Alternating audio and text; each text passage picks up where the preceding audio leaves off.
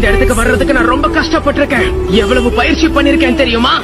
பலசாலி ஆகணுங்கிற ஒரே குறிக்கோளோட தனியா இருந்து பயிற்சி எடுத்திருக்கேன். என் கனவு நினைவாகணும்.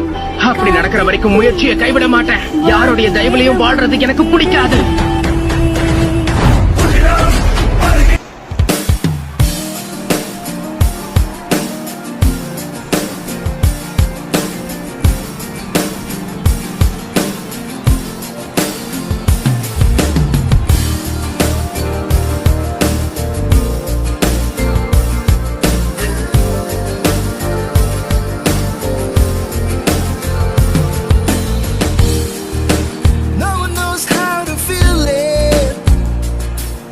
A whisper in the air, humming softly to the leaving.